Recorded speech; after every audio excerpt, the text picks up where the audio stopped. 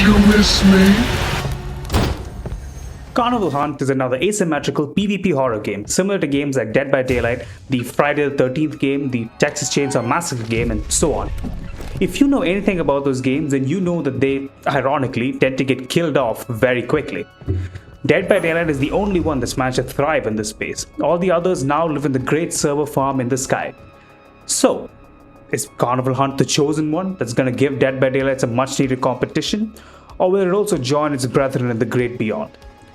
Honestly, I have no idea, but I managed to get into the playtest for this game, and I noticed that it's very similar to Dead by Daylight in a lot of important ways. I'll go over all of them in detail in this video of my thoughts and impressions of Carnival Hunt.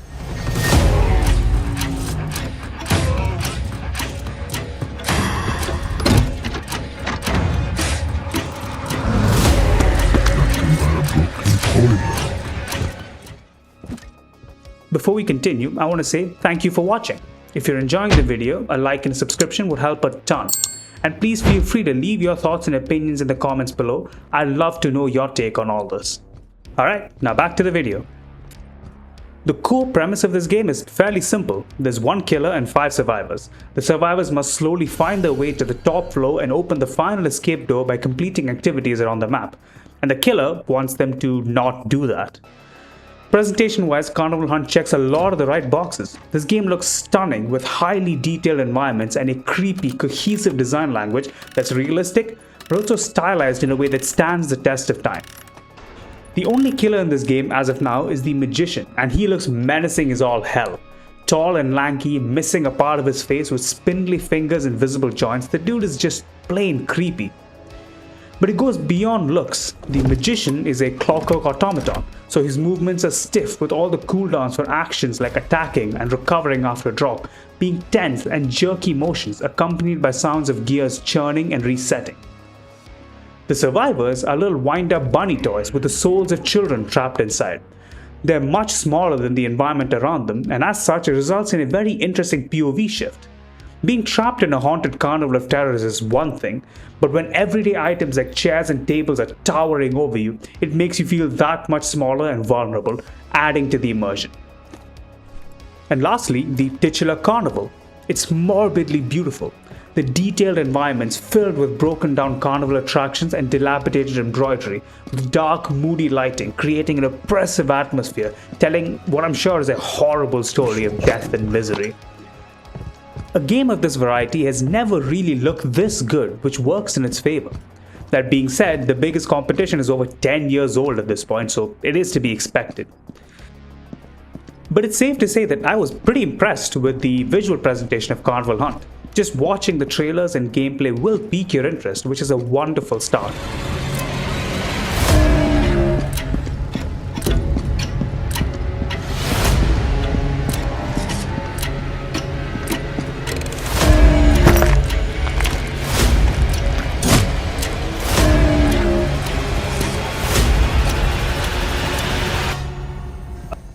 The systems and mechanics are played during a match also as you'd expect.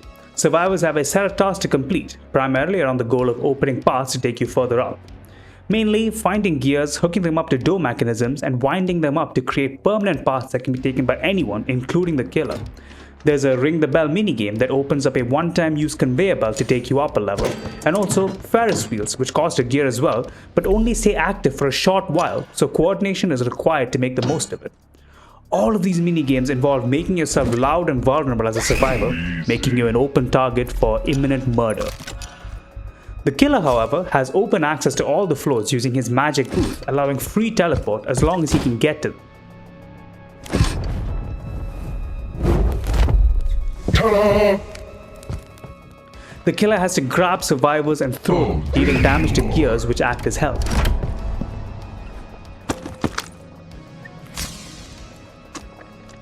The Magician specifically has some thematic abilities like a hat trick, which lets him grab a bunny from range, or magic cards that can act as debuffs.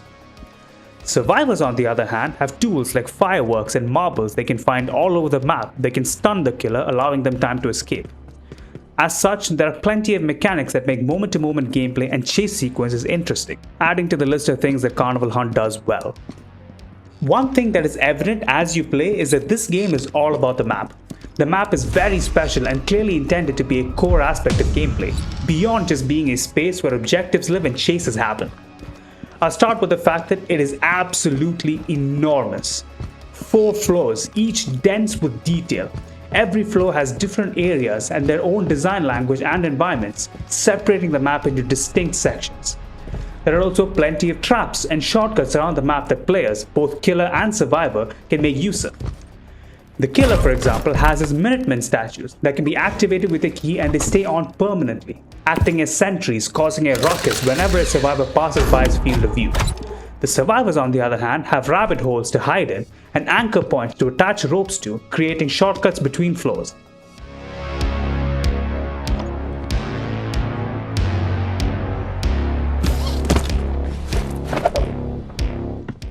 As the game goes on, both the killer and survivors can alter and add to the map depending on the resources they find, making every match slightly different. Since the location of main objectives and traps are fixed, as in they do not change between matches, learning the map is a huge way to gain advantage for both sides. That being said, the key and items needed to activate them are randomized, which is a very clever way to avoid camping and tunneling strategies. One last core mechanic is the key. Both the survivors and the killer have an energy reserve that depletes as they perform actions. The only way to replenish it is by finding keys. The map is littered with dead bunnies and they have a chance to carry a key. Both the survivors and the killer can loot them, and the killer can also loot any survivor that they grab. The killer can then use the key to recharge himself, but survivors need to band together since it's not possible for them to recharge themselves unless they go to the lowest floor and find the jack mechanism.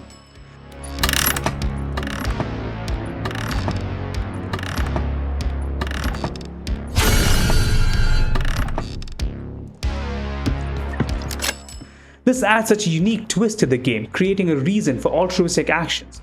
It also helps that the survivors have access to a proximity chat along with the usual gestures and pings, aiding in coordination and planning. But if you can hear each other, then the killer can hear you too, so be mindful of your surroundings. The keys also have other purposes. Survivors need them to turn the gears and open the doors, and the killer's traps also need to be wound up to be activated, making the keys a very sought-after resource. The dead bunnies all over the map also have other uses. Survivors can play dead and hide among them on the floor, allowing for some quick escapes if you manage to break line of sight quickly enough. And the killer can create imposter bunnies that can catch and hurt the survivors. Clearly, there are a lot of mechanics, each with a lot of depth going on here. Everything from design to gameplay mechanics have been crafted with a lot of care and consideration, and it shows.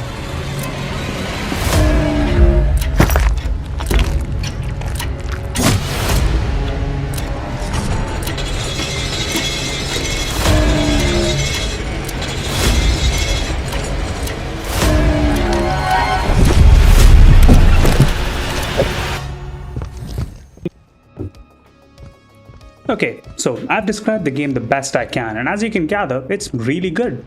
Crafted by competent people with passion and love. But I feel like they're also borrowing from Dead by Daylight in a few key ways to maximize their chance for success. The biggest point being the competitive side. This game is clearly balanced around competitiveness over fun with friends. Unlike games like Friday the 13th, which was mostly fun when a lobby of friends were goofing off and role-playing, this game, very much like Dead by Daylight did, is trying to attract a core audience around its competitive side. This game has a ranking system, and you earn points in a match by completing objectives and performing tasks. The overall flow of the game feels like it would really interest the core Dead by Daylight players. But at the same time, I'm not sure it's doing anything different enough to attract an audience beyond the existing player base that are already interested in these kind of games. So the question is it enough? Dead by Daylight has built a strong community in its 10 years as a live service. It also has the benefit of licensed killers to add excitement and interest, which is not really in the cards for Carnival Hunt in the immediate future.